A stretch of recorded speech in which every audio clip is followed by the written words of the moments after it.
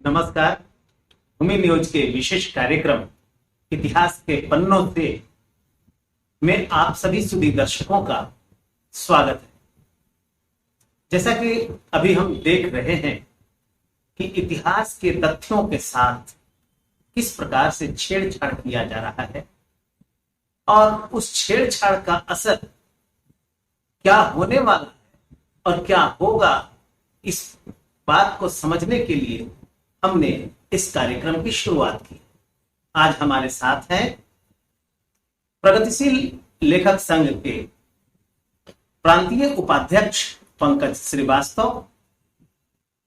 हम उनसे ये जानना चाहेंगे कि जब इतिहास के साथ छेड़छाड़ होती है तो उसका असर कहां कहां होता है, तो किस प्रकार से होता है और इतिहास का कौन सा ऐसा तथ्य है जो लोगों को यह बताने का प्रयास करेगा कि समाज ऐसा नहीं ऐसा था। तो हम स्वागत करते हैं इस कार्यक्रम में पंकज श्रीवास्तव जी का। नमस्कार। नमस्कार। मैं भूमि न्यूज का आभारी हूँ कि अपने विशिष्ट कार्यक्रम इतिहास के पन्नों के लिए मुझे अपनी बात रखने का अवसर दिया गया है। मैं प्रेम जी आपका स्वागत करता हूँ। बहुत बहुत शुक्रिया। लोग अपनी बात अनौपचारिक शैली में ही करें तो ज्यादा बेहतर। जी जी। पंकज जी, अभी हम देख रहे हैं यह कि इतिहास के तथ्यों के साथ बहुत छेड़छाड़, चाहे वह फिल्म के जरिए किया जा रहा हो या फिर लेखन के जरिए किया जा रहा हो या फिर किसी दूसरे तथ्य को उजागर करके किसी अच्छे तत्व या प्रगतिशील तत्वों को दबाया जा रहा है, तो इसका असर कहां कहां होने वाला है? देखिए, ऐसा है कि मैं यह मान के चल रहा हूं कि जो लोग, जिन लोगों पर भी हम समझते हैं कि वो इतिहास के साथ छेड़छाड़ कर रहे हैं, सच बात यह है कि इतिहास को उन लोगों ने जानने की कभी सच्चे मन से कोशिश ही नहीं की है। इतिहास को उन्होंने पढ़ा है और इतिहास के प्रति, अपनी जवाबदेही के प्रति भी वह लापरवाह है, या कहिए कि एक हद तक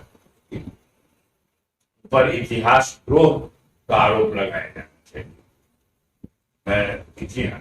मैं बार बार कहता हूं कि एक व्यक्ति दूसरे व्यक्ति की गलती को माफ कर सकता है, एक समाज भी दूसरे व्यक्ति की गलती को माफ कर सकता है, राष्ट्र भी माफ कर सकता है, लेकिन इतिहास ने आज तक किसी की गलती को माफ नहीं किया। इतिहास साथ आप जब भी गद्दारी करेंगे तो इतिहास आपको पूरी सजा देगा। ये मेरी समझ है, इसको मैं आपको 2-3 तथ्यों से समझा सकता हूँ जी। मोहनदास करमचंद गांधी 1917 से लेकर के 1947 तक भारतीय इतिहास के महानायक थे। अपने पहले ही प्रयोगों से उनकी बहुत अंतर्राष्ट्रीय ख्याति बनी थी। चंपारण सत्याग्रह हो या ये असहयोग आंदोलन हो या और भी उनके जो प्रारंभिक प्रयोग थे उनकी बात की जाए तो महात्मा गांधी, लेकिन उनको मोहनदास करमचंद गांधी से महात्मा गांधी की बुलंदी तक किसी इस या उस नेता ने नहीं बनाया, उनको आम आवाम ने नेता बनाया। और जब आम आवाम ने नेता बनाया था तो उनकी एक जवाबदेही आम आवाम के प्रति थी। 1947 में जब यह स्पष्ट हो चला कि अब शायद देश का बंटवारा होगा ही होगा, तो महात्मा गांधी गए और लॉर्ड माउंटबेटन से मिले और उन्होंने कहा कि आप देश का बंटवारा करके मत देंगे। तो लॉर्ड माउंटबेटन ने महात्मा गांधी से कहा कि मैं नहीं चाहता हूं कि, या ब्रिटिश हुकूमत नहीं चाहती है कि हिंदुस्तान का बंटवारा किया जाए, यहाँ के लोग, यहाँ के नेता चाहते हैं कि बंटवारा हो। यहाँ पर थोड़ा रोकना चाहेंगे। कुछ लोग कहते यह है कि जो हिंदुस्तान का बंटवारा हुआ और पाकिस्तान का निर्माण हुआ, इसमें गांधी जी दोषवार हैं। मैं उस पर आता हूं, पहले मेरी बात पूरी हो रही। जी जी। तो महात्मा गांधी ने कहा कि ये 7 नेता ही हिंदुस्तान नहीं है। मैं उस समय भारत, पाकिस्तान और बांग्लादेश की कुल आबादी 32 करोड़ थी। तो उन्होंने कहा कि मैं 32 करोड़ लोगों के हस्ताक्षर ला के दे सकता हूं जो कि इस देश का बंटवारा नहीं चाहते।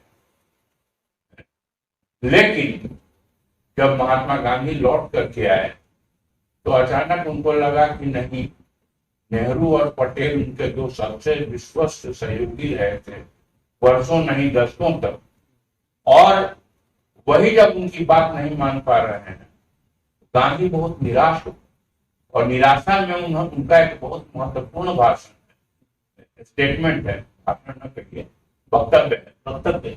उन्होंने कहा कि मैं तो अब वह छोटा सिक्का हूं जो बाजार में कहीं नहीं चलता। ये गांधी का वक्तव्य है। और वो नेहरू और अपने दो विश्वस्त सहयोगियों नेहरू और पटेल का विरोध नहीं कर सके, और इतिहास ने उनसे यह बदला लिया कि जब देश आजाद हुआ और आजाद देश का झंडा फहराने की बात हुई और संसद के सेंट्रल हॉल में जवाहरलाल नेहरू ने वह महत्वपूर्ण भाषण दिया, नियति से साक्षात्कार, या अंग्रेजी में जिसको ट्रस्ट विद डेस्टिनी कहते हैं, तो महात्मा गांधी उनके आसपास नहीं, दिल्ली में भी नहीं थे। वो वहां से 1500 किलोमीटर दूर नोआखाली में दंगों को शांत कराने में लगे। तो कहने का मन, और आजाद हिंदुस्तान जो आज महात्मा गांधी जिन्होंने कि अपनी कई जगहों पर लिखा है कि वह 125 साल जीना चाहते हैं, उनसे इतिहास ने यह बदला लिया कि वह आजाद हिंदुस्तान में 6 महीना भी नहीं रहा। यह बात मैं इसलिए कह रहा हूं कि उनको उस समय नेहरू और पटेल अगर बंटवारा चाहते थे, या उस समय जो कुछ भी उनके मन में भाव उमड़ घुमड़ रहे थे, तो उसका उनको खुल करके बोलना चाहिए था। उसी प्रकार से मैं विनोबा भावे की बात बोल रहा हूं। विनोबा भावे को हम लोगों ने देखा है 74 से 77 के बीच में जेपी जब आंदोलन जब चल रहा था तो विनोबा भावे सक्रिय थे। 26 जून 75 को जब इमरजेंसी लगी तो उनका एक स्टेटमेंट जो है तो सरकारी तौर पर बहुत जोर शोर से प्रसारित किया गया, आपात स्थिति अनुशासन पर्व है, और उन्होंने मौन साध लिया, 1 वर्ष का उन्होंने मौन साधा। तो प्रसिद्ध कवित्री कह लीजिए, साहित्यकार कह लीजिए, महादेवी वर्मा ने कहा कि बाबा, तुम जब इतिहास तुमसे मुखरता की मांग कर रहा है तब तुम मौन हो, तुम बोलोगे और तुम्हारी सुनने वाले। और मैं बता रहा हूं, मैं सर्विस में आ चुका था, मैं सर्विस कर रहा था।